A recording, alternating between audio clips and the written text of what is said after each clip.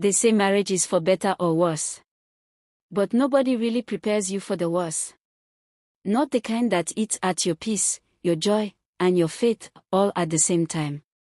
My name is Grace. And this is the story of how I prayed my husband into wealth. Only for him to forget the woman who cried for him when the world had nothing to offer him. But that part will come later. First, let me take you back to when everything was falling apart. We had been married for 6 years. And in those 6 years, we saw more struggle than success. My husband, Samuel, was a man with dreams, big ones. He tried business after business, but nothing worked. And I stood by him every single time. We lived in a small one-room apartment. Our children, 2 beautiful boys, were growing up without knowing what it felt like to eat 3 times a day. The school fees kept piling up. The landlord was already threatening to throw us out.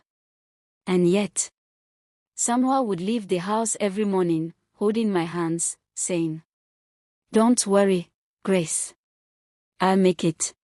One day, you'll be proud of me." But that day felt far. Too far. I watched him grow thinner. I watched his confidence slowly die. And the night I truly broke was the night I heard him crying in the bathroom. A sound so soft, so painful, it made my heart stop. That night, I couldn't sleep. I knelt beside our bed, with my hands shaking and tears falling on the floor. I cried out to God with everything in me. "Lord, bless him. He is trying, he's doing all he can. He's not lazy.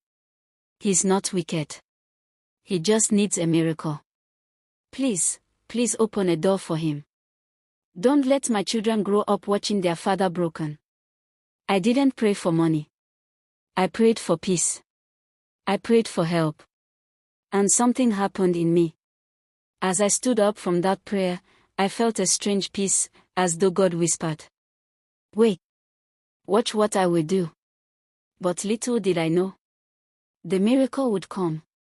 And it would come with a price. After that night of prayer, I didn't expect anything dramatic. But deep inside, I knew something had shifted. I couldn't explain it, it was just a quiet peace in my chest. Like God had heard me.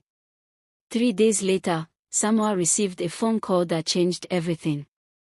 It was from an old friend he hadn't spoken to in almost 8 years.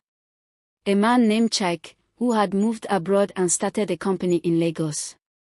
He said he needed someone trustworthy, someone who could manage things while he was out of the country. That same week, Samuel was on a bus to Lagos. We barely had enough money for his transport, but I packed food in a small nylon and handed it to him. I hugged him tightly and whispered, "Go, and don't come back empty." It felt like a movie. He got to Lagos, stayed in a church for 2 nights, and then Chike picked him up. What started as a 1-week trial became a full-time job.